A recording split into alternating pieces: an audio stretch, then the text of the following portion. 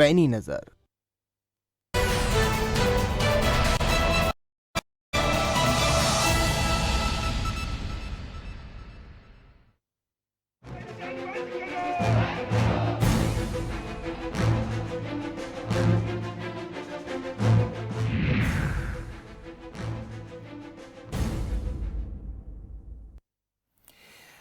नमस्कार, बड़ा मुद्दा देख रहे हैं आप और मैं हूं आपके साथ Shamsher Singh. Haryana public service commission की भर्तियों में लाखों रुपए लेकर लोगों को सेलेक्ट करवाने के आरोप में गिरफ्तार किए जा चुके हरियाणा सिविल सर्विस के अधिकारी अनिल नागर को बर्खास्त किया जा चुका है। वहीं एसटीएफ ने पेपर सॉल्वर गैंग के सरगना गांव शामड़ी निवासी रोबिन को गिरफ्तार कर 7 दिन के रिमांड पर लिया है। भर्तियों में हो रही बड़े पैमाने पर गड़बड़ी को लेकर छात्रों में आक्रोश है। हरियाणा से ऐसी विरोध की कई खबरें सामने आई जिसने सिस्टम पर सवाल खड़े कर दिए हैं कि हरियाणा में पहले आयोजित हुई परीक्षाओं में कितनी पारदर्शिता रही है और देश का भविष्य कहे जाने वाले युवा भविष्य में क्या उम्मीद लगाए बैठे हैं। रोबिन और अनिल नागर प्रकरण से पूछताछ में हुए खुलासों से सब सख्ते में हैं।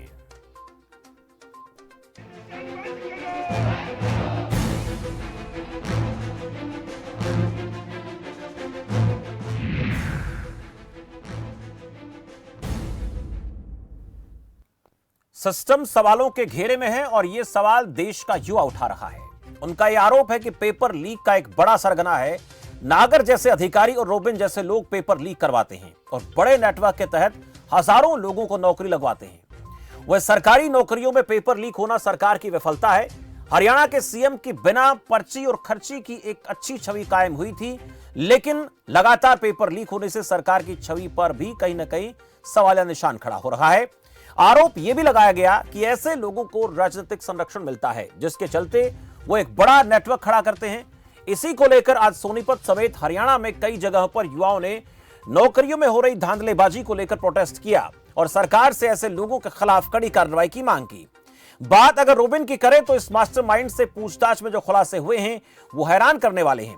खुलासों की फहरिस्त लंबी है, लेकिन कुछ अहम बातें आपको ग्राफिक्स के जरिए दिखाते हैं। उसके बाद बड़ा मुद्दा में चर्चा करेंगे कि ये तमाम तरह की जो हरकतें चीजें सामने आ रही हैं, इससे देश के युवाओं पर कितना बुरा असर पड़ रहा है, उनके दिमाग में किस प्रकार की चीजें चल रही हैं। क्योंकि ऐसी घटनाएं जब सामने आती हैं तो ये एक सीधा सवाल खड़ा होता है कि हम जो पारदर्शी तरीके की बात करते हैं, जो बेहतर सिस्टम को करने की बात करते हैं, उससे कहीं ना कहीं हमारी जो तैयारी है, सालों साल मेहनत करते हैं, वो कहीं ना कहीं बेकार चली जाती है। ग्राफिक्स आपको दिखाते हैं कि जो रोबिन मास्टरमाइंड बताया जा रहा है, उस रोबिन के नेटवर्क की कहां तक एक लंबी फहरिस्त रही, उसमें कौन कौन लोग कहीं ना कहीं शामिल रहे, कितने लोगों का एक पूरा नेटवर्क है। जरा ग्राफिक्स एक बार दिखाइए, उसके बाद चर्चा को आगे बढ़ाते हैं। आरोपी लैब में कंप्यूटरों को डबल स्क्रीन चलाते थे, ये रोबिन की बात हम कर रहे हैं। परीक्षा की दूसरी स्क्रीन को हैक किया जाता था, जो बातें निकलकर सामने आई उसकी बात कर रहे हैं। आरोपियों की अलग अलग राज्यों में लैब बनी थी। परीक्षार्थी से 15 से 20 मिनट ही काम करता था, उसके बाद बाकी का जो पूरा टाइम था वो सॉल्वर गैंग का काम था। पूरे बाकी घंटे अलग अलग विभागों के पेपर कराता था सॉल्वर गैंग, जिसको लेकर ये आरोप लगे। सॉल्वर गैंग में बताए जा रहे 200 से ज्यादा गुर्गे।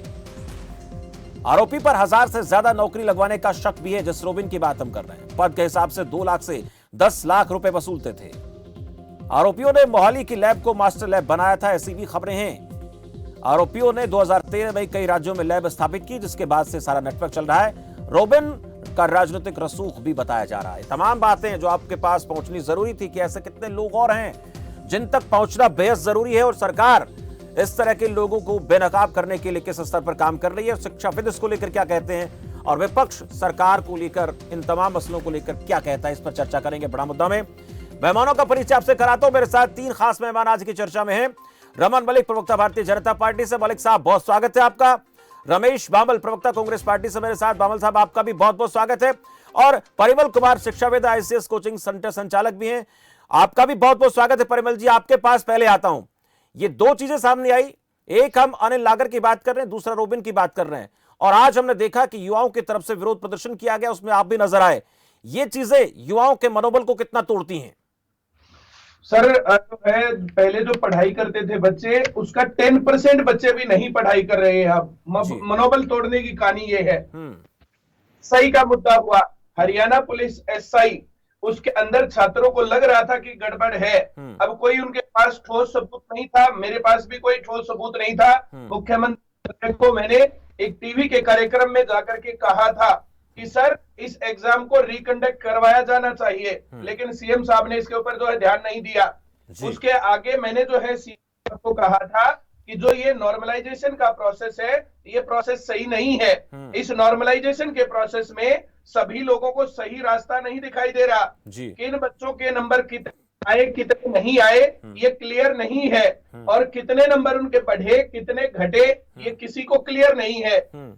ये तिलिस्म बन गया है और ये इस प्रकार का रहस्य बन गया चलो नेटवर्क जा रही है। एसएससी सिलेबस फिक्स करे, हर जगह पूरे देश में सिलेबस फिक्स है, हरियाणा में नहीं है। बहुत बार ये बात उठाई जा चुकी है। मैंने पर्सनली सीएम साहब को भी बोल लिया, मैंने पर्सनली खत्री जी को भी बोल लिया कि जो इस तरीके से है आप सिलेबस फिक्स करिए। नॉर्मलाइजेशन का जो ये प्रोसेस है ये गलत है। आप हर टाइप के जो है एग्जाम में से ऊपर ऊपर के कुछ कैंडिडेट लेकर के और उनका दूसरा एग्जाम करवाइए। एसआई का जो मसला हुआ उसके अंदर उससे पहले फीमेल कांस्टेबल में नॉर्मलाइजेशन हुआ था, अभी मेल कांस्टेबल में नॉर्मलाइजेशन है, अभी सीटेट में नॉर्मलाइजेशन का प्रोसेस चल रहा है। ऐसी चीज है जिसका किसी को पता ही नहीं है। इस कारण से छात्रों के अंदर भयंकर गुस्सा है और जो छात्र हैं बहुत ज्यादा निराश है, पढ़ाई लिखाई छोड़ चुके हैं। अब या तो अपराध का रास्ता पकड़ेंगे और या तो नशे का रास्ता पकड़ेंगे। हमारी जिम्मेदारी है कि हम उनकी आवाज उठाएं। जब भी मुझे मौका मिलता है, मैं जहां पर भी जाता हूं, जब भी मुझे मौका मिलता है तो मैं जाकर के छात्रों की आवाज उठाता हूं। मैं छात्रों को जाकर के बताता हूं छात्रों के बारे में कि भाई इनकी मांग ये है, इनकी डिमांड्स ये है, लेकिन कहीं पर सुनवाई नहीं है। लगातार टाइम मांगते रहते हैं। सीएम साहब ने कई बार टाइम दिया लेकिन नीचे वाले लोगों ने मिलने नहीं दिया। अब उनकी मिली भगत उसके अंदर है या नहीं है, क्या हो रहा है क्या नहीं हो रहा है, इस पर मैं कुछ नहीं कह सकता हूं, लेकिन हाल बहुत खराब है। इस कारण से पूरे हरियाणा में हर एक जगह पर हजारों छात्रों ने, कुल मिलाकर के बात करें तो लाखों छात्रों ने आज जो है इस बात की मांग की है कि इस बात को जो है खुलासा किया जाए और इस बात को सबके सामने लाया जाए कि नॉर्मलाइजेशन का प्रोसेस क्या है। जो नागर है अनिल नागर, उसने कहा मैंने हजारों लोगों को लगवाया, हजारों लोगों को लगवाने के बाद भी वो आदमी सामने नहीं पहुंचता तो फिर उसका क्या करें।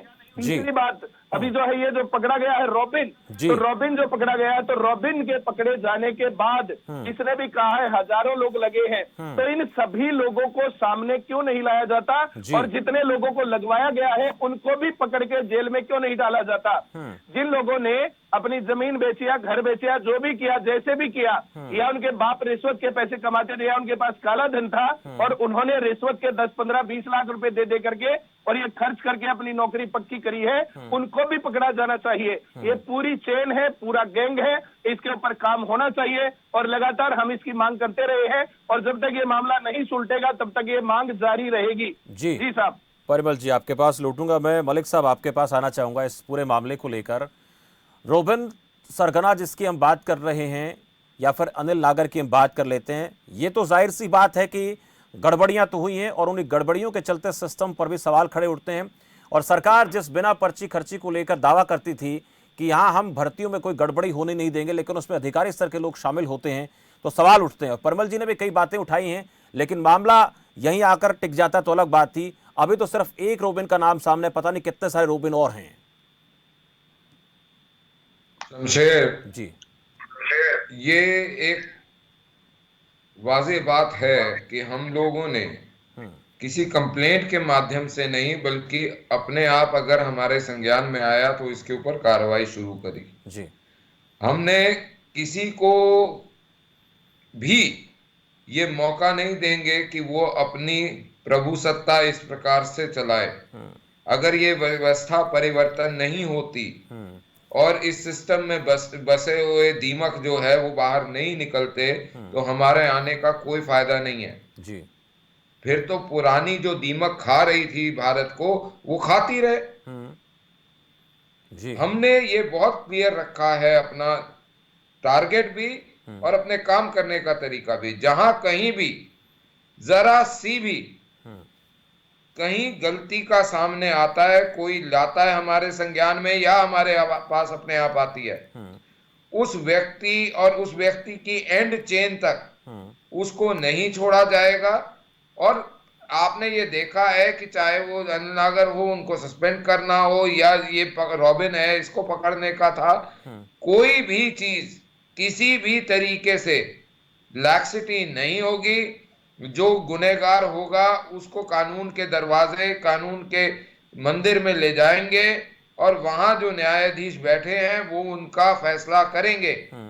ये प्रदेश की जनता के लिए मनोहर लाल जी का एक अटूट, जिसे बोलना चाहिए वादा, और साथ में उनसे कमिटमेंट है कि जब तक मनोहर लाल जी हैं, किसी भी व्यक्ति को जब ऐसा कोई प्रकरण सामने आएगा उसको उस व्यवस्था में रहने नहीं दिया जाएगा। उसको निकाल के जेल के अंदर जहां उसकी जगह है उस वहां फेंक दिया जाएगा, चाहे वो कोई भी हो।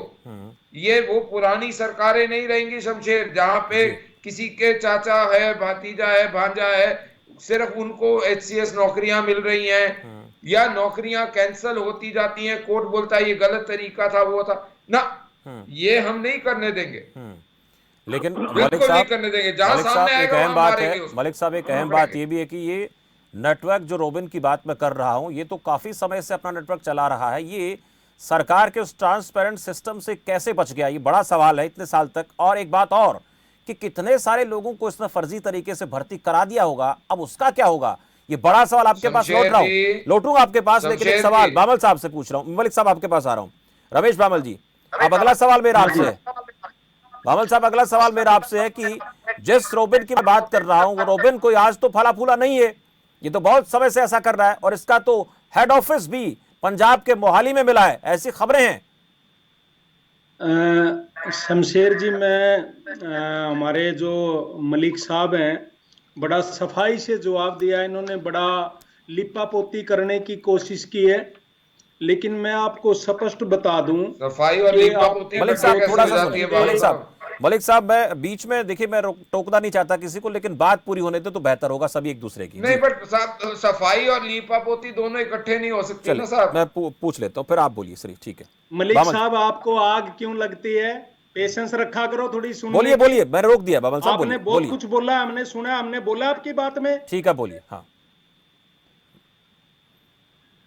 शमशेर जी, अभी माननीय मुख्यमंत्री जी ने एक स्टेटमेंट दी थी कि जी हमने जो इंक्वायरी की है उसमें 30 कैंडिडेट हैं जो उनके तो नंबर ही नहीं मिले, या 30 कैंडिडेट के नंबर मिले हैं इनके, जो मिस्टर नागर हैं या जो और माफिया है। तो इस तरह, इसलिए हम इस पेपर को कैंसिल नहीं कर रहे। आपको मैं पेपर की कटिंग दूंगा।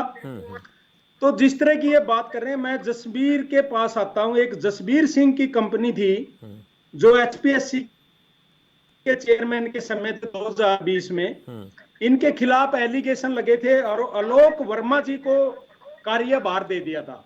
दोबारा फिर जसबीर सिंह को दे दिया, जिसको ब्लैक लिस्ट कर दिया।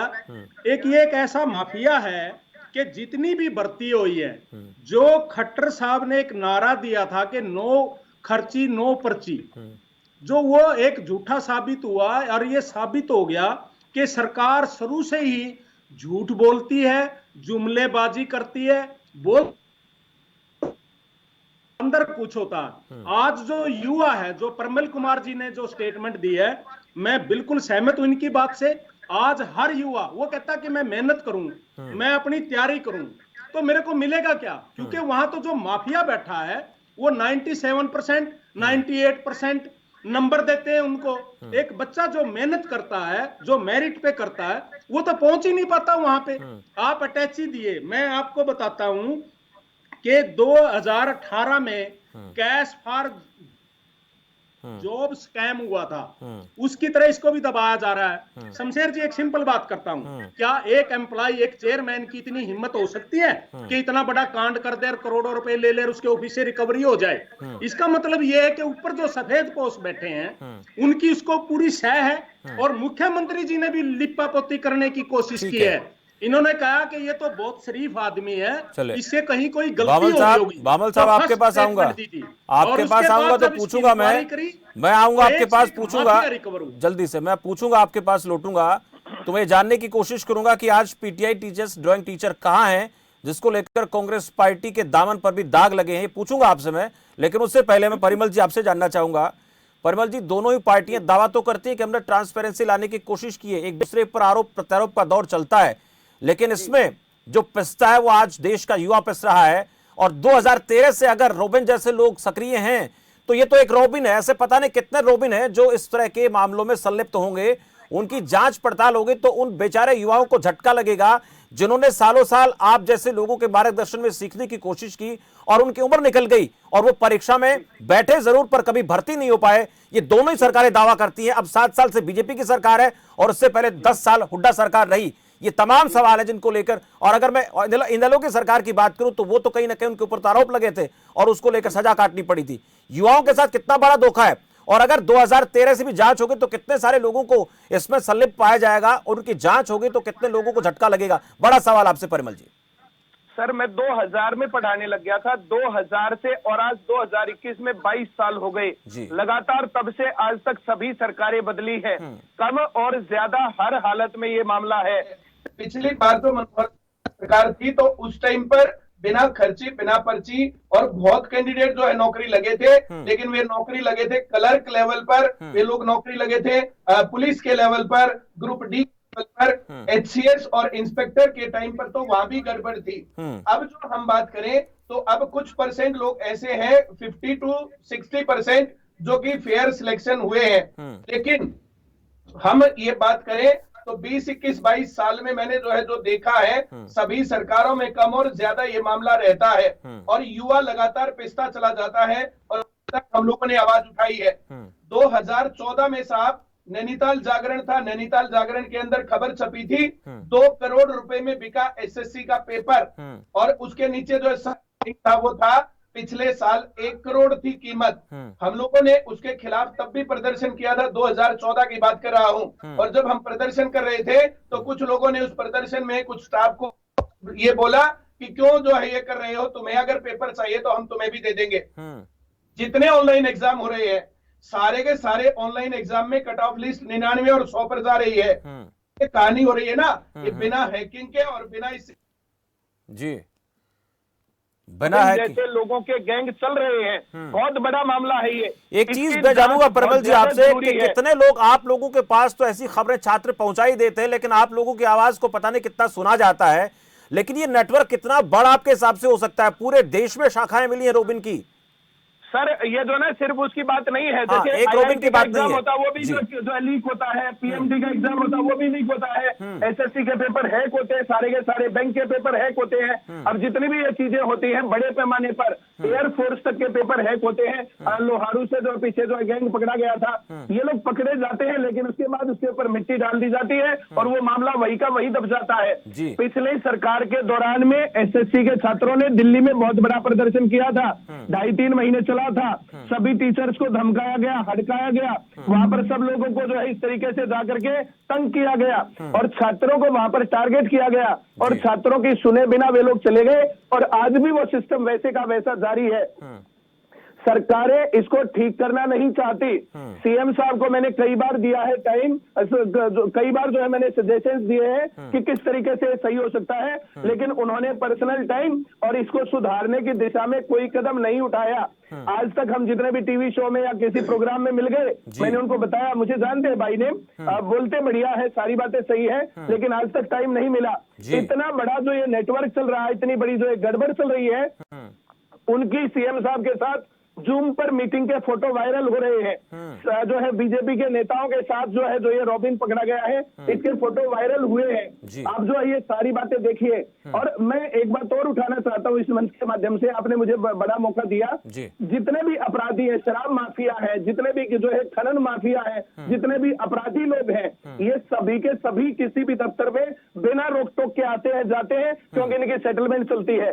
एक एक अधिकारी के पास, एक एक नेता के पास। जी परमल जी, आपके सवालों का जवाब मैं लेना चाहूंगा। मलिक साहब, कहीं ना कहीं करप्शन का बड़ा मामला है और यही भर्तियों वाला मामला भी है। एक एक जेई के पास, एक एक एसपीओ के पास, एक एक जो एक्शन के पास, आप जाकर के देखिए किसी के पास 1000 करोड़ है, किसी के पास 500 करोड़ रुपए है।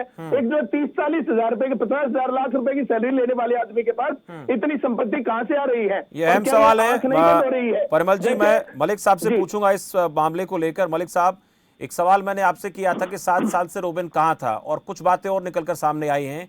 जनता ये चाहती है कि जो जनप्रतिनिधि होते हैं, सत्ता में होते हैं, उनकी जिम्मेदारी बड़ी होती है, और इस जिम्मेदारी को निभाते हुए इस चीज को पारदर्शिता इसमें लाने की जरूरत है।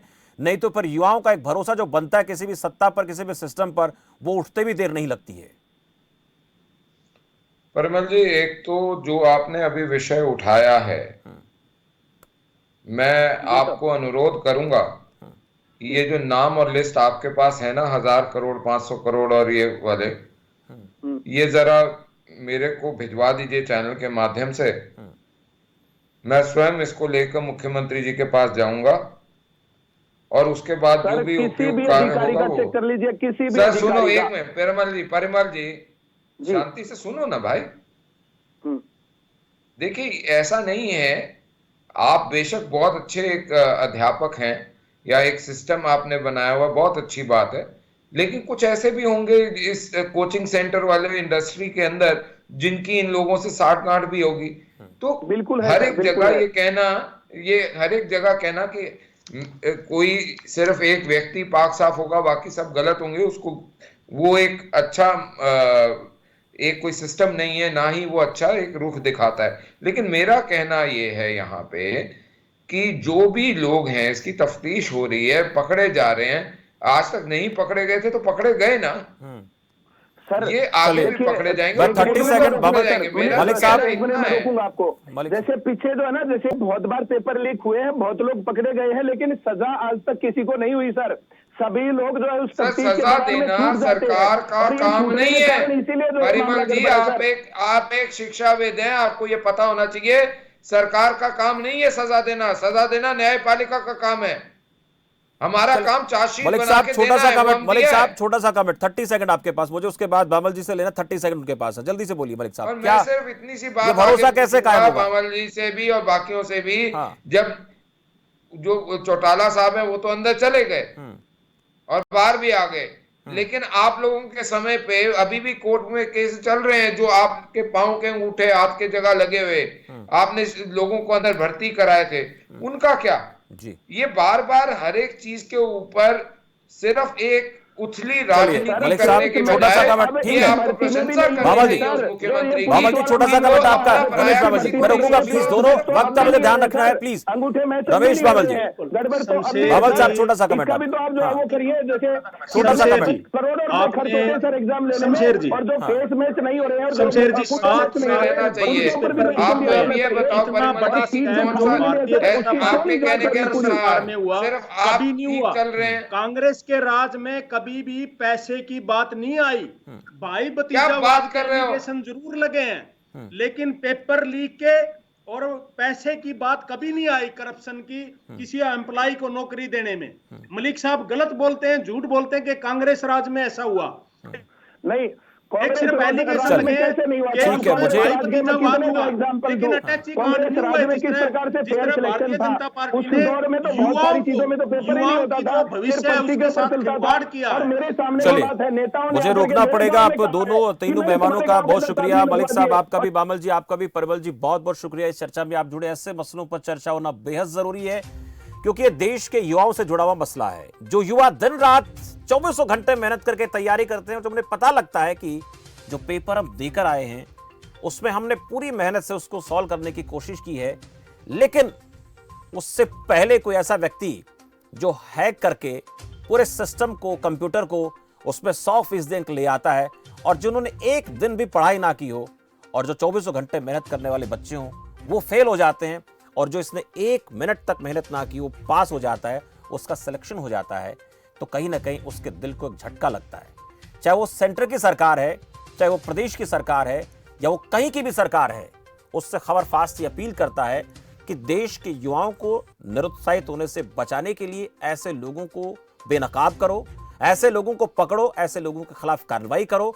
नहीं तो जो युवा है, जिसके ऊपर हम ये मानकर चलते कि 21वीं सदी का भारत इसके कंधों पर है, उस भारत के इस कंधों पर जो बोझ है वो बोझ वो सह नहीं कर पाएंगे और उन लोगों का मनोबल टूट जाएगा। उनके मनोबल को बरकरार रखने के लिए भर्ती परीक्षाएं ट्रांसपेरेंट होनी चाहिए, ईमानदारी से सिलेक्शन होना चाहिए, नहीं तो फिर यूथ जो है वो नाराज होगा और उसकी नाराजगी का परिणाम सही नहीं होता, ये सब जानते हैं। फिलहाल बड़ा मुद्दा में इतना ही। आप देखते रहिए खबर फास्ट। नमस्कार।